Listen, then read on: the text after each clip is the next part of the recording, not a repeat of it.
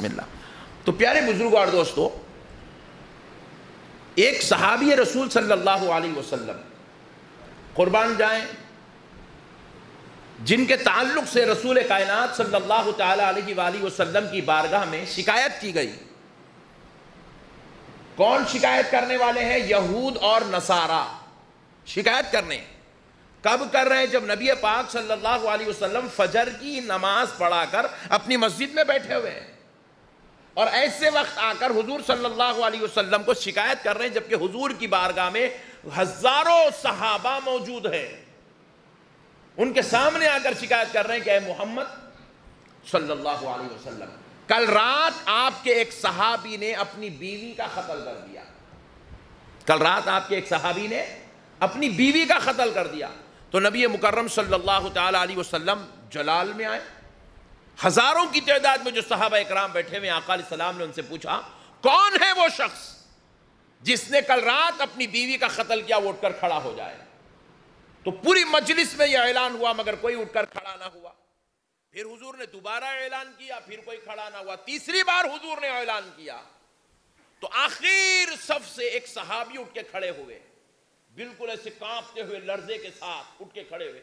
نبی پاک صلی اللہ علیہ وسلم نے جیسے ہی ان کو دیکھا، آقا علیہ السلام نے فرمایا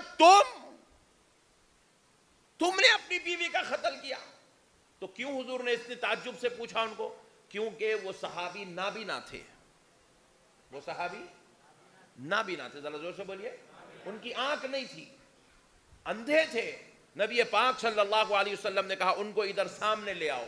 تو ایک صحابی پکڑے اور ان کو حضور کے سامنے لائے، بالکل حضور کے روبرو بٹھا دیے۔ نبی پاک علیہ السلام اب اس صحابی سے سوال کر رہے ہیں، کیا تم نے کل رات اپنی بیوی کا قتل کیا؟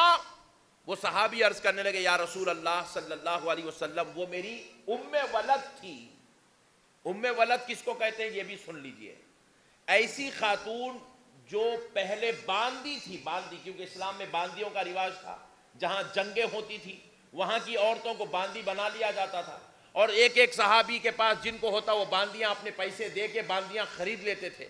تو باندی تھی، تو نبی پاک علیہ السلام نے وہ کہنے لگے، یا رسول اللہ وہ میری باندی تھی اور میں نے اس کو نکاح کر کے بیوی کا درجہ عطا کیا۔ تو جس باندی سے نکاح کر لیا جائے اور اس کو بیوی بنا لیا جائے، اس کو ام ولد کہتے ہیں۔ تو نبی پاک علیہ السلام سے صحابی عرض کرنے لگے، یا رسول اللہ وہ میری ام ولد تھی، یعنی کہ پہلے تو باندی تھی، میں نے نکاح کر کے اس کو اپنی بیوی بنا لیا، اپنے نکاح میں رکھ لیا۔ نبی پاک صلی اللہ علیہ وسلم نے فرمایا، پھر تم نے اس کا قتل کیوں کیا؟ تو وہ صحابی سے حضور پوچھ رہے قتل کیوں کیا؟ اب صحابی جواب کیا دے رہے ہیں، ذرا غور سے سنیے گا۔ صحابی عرض کر رہے، یا رسول اللہ وہ مجھے بے انتہا پیار کرتی تھی، مجھے بے حد محبت کرتی تھی۔ آقا میں اس کو بے حد پیار کرتا تھا، اور آقا میں آنکھوں کا نابینا، میں دنیا نہیں دیکھ سکتا تھا، مگر میری بیوی مجھ سے اتنا محبت کرتی تھی، میں اس کی آنکھ سے دنیا دیکھ لیا کرتا تھا، یعنی کہ مجھے کبھی اپنے اندھے ہونے کا شکوہ اور خیال تک نہیں ہوتا تھا، وہ میرا اتنا خیال کرتی تھی۔ پھر حضور نے پوچھا کیا تم نے اس کا قتل کیا؟ تو پھر کہنے لگے صحابی، یا رسول اللہ اللہ نے اس سے 2 بچے مجھ کو عطا کیے، بڑے ہی نور والے، حسین، جمیل، خوبصورت بچے، بااخلاق بچے اللہ نے اس کے ذریعے سے مجھ کو عطا کیے۔ اللہ اکبر۔ پھر تاجدار کائنات صلی اللہ علیہ وسلم پھر پوچھتے ہیں، صحابی کیا تم نے اس کا قتل کیا؟ تو اب کہتے ہیں، یا رسول اللہ پہلے اپنی بیوی کے خوبیاں بیان کرے، اخلاق بیان کرے، اس سے جو اولاد ہوئی بیان کرے، انہیں ام ولد ہے وہ کیفیت بیان کرے، سارا رشتہ بیان کر کے اب کہہ رہے ہیں، یا رسول اللہ جب وہ میرے نکاح میں آئی تھی تو چند ہی دن بعد اس نے آپ کی عظمت پر، آپ کی رسالت پر، آپ کے شان پر، آپ کے مقام و مرتبے پر اس نے اعتراض کیا تھا، مگر یا رسول اللہ میں اس وقت سوچا یہ بیچاری ابھی ابھی مسلمان ہو کر اسلام میں داخل ہوئی ہے، اس کو میرے نبی کے بارے میں نہیں معلوم ہے، یہ میرے نبی کا رتبہ نہیں جانتی، میرے نبی کی شان و عظمت نہیں جانتی، میرے نبی کی رفعت سے واقف نہیں ہے، اس لیے شاید اس نے ایسی بدزبانی کی ہے، اس لیے اس نے میرے نبی کے تعلق سے بد کلامی کی ہے میرے آقا، مگر میں اس کو اس رات سے لے کر کل رات تک ہر رات ہر دن میں آپ کی عظمت سمجھاتا رہا، آپ کا مقام و مرتبہ بتاتا رہا، آپ کی رفعتوں کا ذکر کرتا رہا، آپ کی شان و عظمت سمجھاتا رہا، آپ کے بلند و بالا رتبوں کا ذکر کرتا رہا، مگر میرے آقا کل رات پھر سے اس نے آپ کی عظمت پر اعتراض کیا، آپ کی رسالت پر انگلی اٹھائی، آپ کے بارے میں خیر غلط کہنے لگی۔ میرے آقا خدا کی قسم مجھے برداشت نہ ہوا، میں سب کچھ بھول گیا، وہ میری اخلاق والی بیوی ہے میں بھول گیا، اس سے 2 بچے مجھے پیدا ہوئے میں وہ بھی بھول گیا، وہ مجھے بے انتہا پیار کرتی ہے میں وہ بھی بھول گیا، میں نابینا ہوں وہ میرا پورا خیال رکھتی ہے آقا میں وہ بھی بھول گیا، میں آنکھوں کا اندھا اپنے گھر میں ہاتھ مارتا میں پورا گھر پھرتا رہا، آقا بالآخر میں چولہے میں گھسا تو وہاں ایک چھری میرے ہاتھ کو لگی، میں چھری پکڑا، اپنے پیٹھ کے پیچھے چھپایا اور اس خاتون کے قریب آیا، اس کا گردن پکڑا، اس کو بستر پہ لٹایا، آقا 1 2 نہیں میں نے 70 مرتبہ وار کر کر کے اس کے پورے جسم کو پھاڑ ڈالا، اور اس وجہ سے میں نے کل رات اس کا قتل کر دیا۔ اب آپ اندازہ کیجئے صحابی بیان کر رہے ہیں، اپنی بیوی، اپنی باندی، اپنے ام ولد کے قتل کا ذکر ہے۔ اب ذرا سوچئے اسلام میں قتل کا بدلہ قتل ہے، کوئی آدمی کسی آدمی کا قتل کر دے تو بدلے میں اس کو قتل کیا جائے، کوئی غلام کو قتل کر دے تو بدلے میں غلام کو قتل کرو، آزاد کو قتل کرے تو بدلے میں آزاد کو قتل کرو۔